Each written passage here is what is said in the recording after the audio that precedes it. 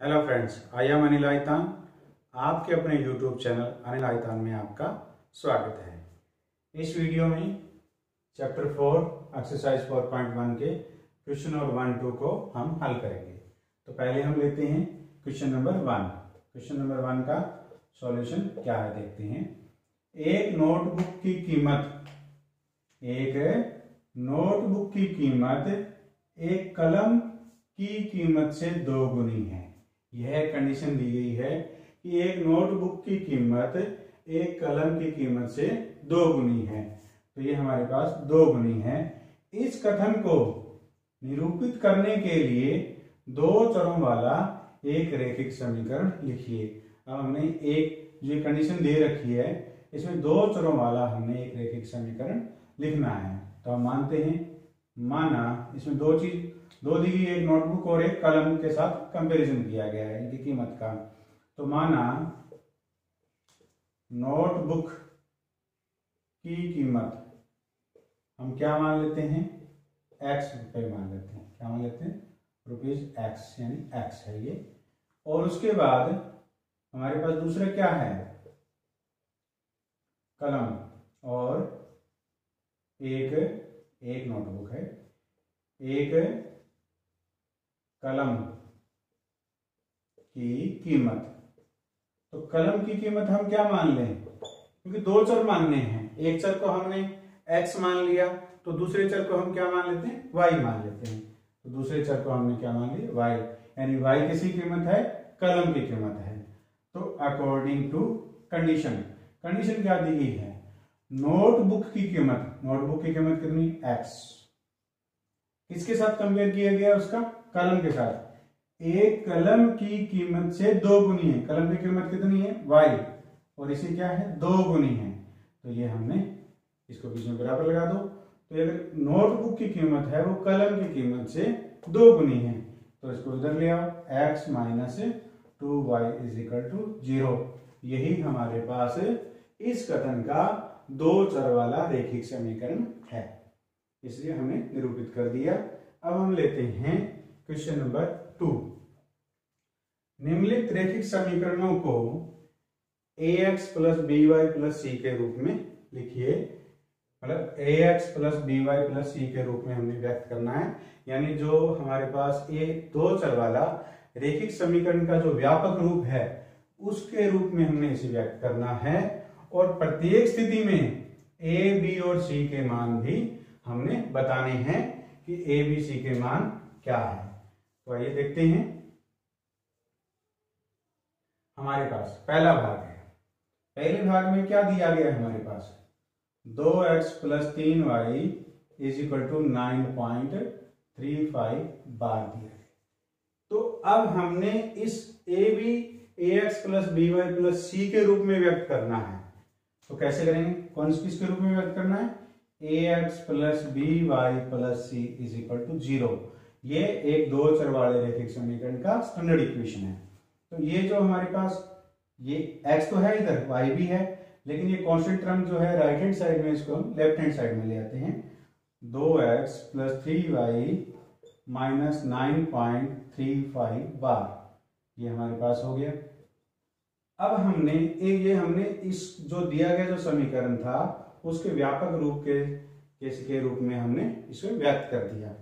अब हमने इसके साथ इसकी तुलना करके a, b, c की वैल्यू जो है वो फाइंड करनी है। तो यहाँ क्या है, ax है, यहाँ क्या है 2x है, यहाँ क्या है by है, यहाँ क्या है 3y है, यहाँ क्या है c है, और यहाँ है माइनस 9.35 बार।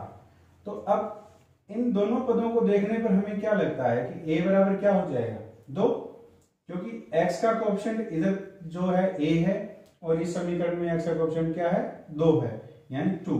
तो a की वैल्यू आ गई। अब हम b की वैल्यू निकालते हैं। y का कोएफिशिएंट क्या है, b है, और यहाँ y का कोएफिशिएंट क्या है 3 है, तो b की वैल्यू 3 आ गई। अब हम c के साथ वैल्यू निकालते हैं कांस्टेंट टर्म की। अब c यहाँ माइनस 9.35 बार है। अगर ये प्लस की संख्या हो तो चिन्ह लगाने की आवश्यकता नहीं है, अगर ये माइनस है तो हमारे को लगाना पड़ेगा माइनस 3.5 बार। तो इस प्रकार हमने दिया गया रैखिक समीकरण को A x plus B Y plus सी के रूप में व्यक्त किया और इसके साथ कंपेयर करके ए बी सी की वैल्यू फाइंड की। अब हम दूसरा समीकरण लेते हैं। दूसरे में क्या दिया हुआ है, x minus y by 5 minus 10 is equal to 0। ये हमारे पास दूसरा है। अब इसका भी जो हमारे पास दो चर वाले रैखिक समीकरण का जो व्यापक रूप है a x plus B Y plus c बराबर 0, इसके साथ इसकी तुलना करते हैं। तो पहले इसको देखते हैं कैसे लिख सकते हैं। x माइनस ये जो y बाई 5 है ना, इसको हम 1 बाई 5 y भी लिख सकते हैं, एंड 1 बाई 5 y माइनस 10। अब हम इसकी तुलना करते हैं, ये इसी रूप में नजर आ रहा है। तो ए एक्स का कोएफिशिएंट क्या है a, यहाँ x का कोएफिशिएंट क्या है 1। जब दिया ना हो तो हमेशा क्या होता है 1 होता है। तो a इज इक्वल टू कितना हो गया 1। और बी वाई का कोएफिशिएंट b है, यहाँ पे y का क्या है माइनस 1 बाई 5। तो b की वैल्यू आ गई माइनस 1 बाई 5। और c की वैल्यू क्या आएगी, देखिए c यहाँ पे इससे कंपेयर करें कांस्टेंट टर्म पर क्या आएगा minus 10। c is equal to minus 10। तो इस प्रकार हमने इसके सेकंड भाग को भी हल किया। अब लेते हैं हम, हमारे पास कौन सा है थर्ड पार्ट। थर्ड पार्ट में क्या दिया हुआ है हमारे पास माइनस 2x, कौन सा भाग है ये थर्ड का हम हल कर रहे हैं। Minus 2x plus 3y is equal to 6। पहले हमने इसके रूप में लिखना है, तो 6 को इधर ले आओ। Minus 2x plus 3y minus 6 is equal to 0। और जब हमारे पास व्यापक रूप क्या है ax plus B Y plus c is equal to 0 दिया गया है। तो अब इसमें देखिए, इसमें भी ए बी सी की हमने वैल्यू फाइंड करनी है। तो a बराबर हमारे को क्या नजर आ रहा है, इसमें a बराबर क्या है माइनस 2 x का कोएफिशिएंट, और b बराबर क्या है हमारे पास 3 आ गया, और c बराबर हमारे पास क्या आ गया माइनस 6। तो इस प्रकार हमने थर्ड पार्ट को भी हल किया और a x plus B Y plus सी के रूप में व्यक्त करने के बाद ए बी सी की वैल्यू को फाइंड किया। अब हम लेते हैं इसका फोर्थ पार्ट। फोर्थ पार्ट में क्या दिया हुआ है, फोर्थ पार्ट में देखिए x बराबर 3y, x equal to 3y दिया हुआ है। तो इसको पहले व्यापक रूप में किस में लिखना है, a x plus B Y plus सी के रूप में हमने इसको लिखना है। तो क्या करें हम, इस 3y को उधर ले, x minus 3y equal to 0। अब इसमें c वाली टर्म कांस्टेंट टर्म है नहीं है, तो उसमें 0 लगा दीजिए। और अब इसकी तुलना कीजिए, जो पद नहीं दिया होता, चाहे वो x है या y है या कांस्टेंट टर्म है, तो उसकी जगह हमें 0 लगाना पड़ेगा। तब इन दोनों को जब हम कंपेयर करते हैं तो a का मान हम क्या मान प्राप्त करते हैं 1, और b का हम क्या प्राप्त करेंगे माइनस 3, और c बराबर क्या हो गया 0। तो इस प्रकार हमने फोर्थ पार्ट को व्यापक रूप में व्यक्त करके ए बी सी की वैल्यू फाइंड कर ली। अब हमारे पास फिफ्थ सिक्स सेवेंथ जो रह गए हैं पार्ट, उनको हल करते हैं। फिफ्थ से आगे के जो भाग है हमारे पास, फिफ्थ भाग कौन सा है हमारे पास 2x equal to minus 5y, ये दिया हुआ है। माइनस 5y को हम लेफ्ट हैंड साइड ले आते हैं, 2x plus 5y equal to 0। तो इसमें भी क्या है कांस्टेंट टर्म नहीं दे रखी, तो इसमें भी हम क्या लगा देते हैं 0 लगा देते हैं। और इसको व्यापक जो रूप में दिया गया रैखिक समीकरण है दो चरों वाला, उसके साथ कंपेयर करते हैं और ए बी सी की वैल्यू फाइंड करते हैं। तो a बराबर हमारे पास क्या हो जाएगा 2, और b बराबर हमारे पास क्या हो जाएगा 5, और c बराबर क्या हो जाएगा 0। अब हम लेते हैं कौन सा भाग हमारे पास है, छठा भाग है।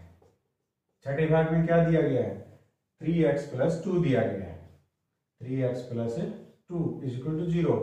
और व्यापक हमारे पास जो इक्वेशन है लीनियर इक्वेशन 2 वेरिएबल में, वो क्या है हमारे पास ax plus B Y plus c, यानी ये 2 वेरिएबल में linear equation, standard linear equation है हमारे पास। तो अब इसको हम इसके रूप में व्यक्त करते हैं।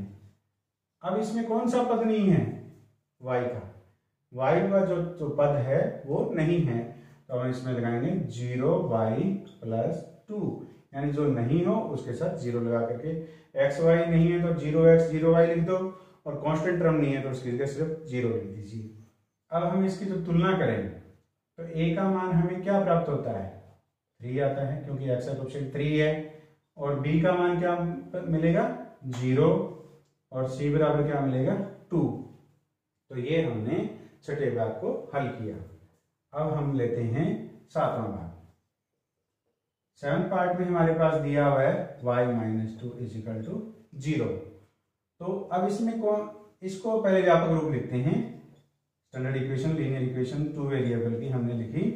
अब इसके साथ इस जो दिया गया समीकरण है उसको हमें इस रूप में व्यक्त करना है। तो इसमें कौन सा पद नहीं है, x वाला पद नहीं है, तो उसमें क्या लगा दें, 0x + y - 2 = 0। तो x का कोएफिशिएंट यहाँ पे क्या है, 0, और यहाँ y का कोएफिशिएंट क्या है, 1, और कांस्टेंट टर्म है -2। तो a बराबर हमारे पास क्या आ जाएगा, तुलना करने पर 0 मान आएगा, b का मान क्या आएगा, 1, और c का मान हमें प्राप्त होता है -2। तो इस प्रकार हमने दिए गए समीकरण को ax + by + c के रूप में व्यक्त करने के बाद और abc की वैल्यू निकाली तुलना करने के बाद। अब हम लास्ट लेते हैं 5 = 2x। अब इसको हम दो प्रकार से लिख सकते हैं जो हमारे पास 8वां भाग है। मैं पहला लेता हूं। पहले पार्ट में हम यहां लेके आते 5 - 2x = 0, -2x + 5 = 0, और इसमें कौन सा पद गायब है, y वाला नहीं है, तो 2x + 0y + 5 = 0 हो गया। अब देखिए इसको जब हम दिए गए जो हमारे पास लीनियर इक्वेशन जो दे रखी है, व्यापक रूप दिया, स्टैंडर्ड इक्वेशन दी गई है ax + by c, इससे जब तुलना करते हैं तो a का मान क्या पाते हैं, a बराबर क्या है, -2, b बराबर 0, और c बराबर 5। इसको हम इस प्रकार भी लिख सकते हैं, देखिए 5 को हम राइट हैंड साइड ले जाएं, 0 = 2x - 5, और इसको हम व्यक्त कर सकते हैं 2x - 5 = 0। अब इसको फिर देखिए 2x + 0y - 5 = 0, इस प्रकार भी व्यक्त कर सकते हैं। अब यदि हम इस दिए गए जो स्टैंडर्ड इक्वेशन है उसके साथ कंपेयर करें तो abc की वैल्यू क्या मिलेगी, a बराबर 2, b बराबर हमें क्या मिलेगा, 0, और कांस्टेंट टर्म -5। इन दोनों स्थितियों में भी आपका आंसर है वो सही रहेगा। तो उम्मीद करता हूं कि ये वीडियो आपको पसंद आया होगा। अगर ये वीडियो आपको पसंद आया है तो इसको दोस्तों के साथ शेयर कीजिए। आपके अपने YouTube चैनल अनिल आयतान को सब्सक्राइब कीजिए। Thanks for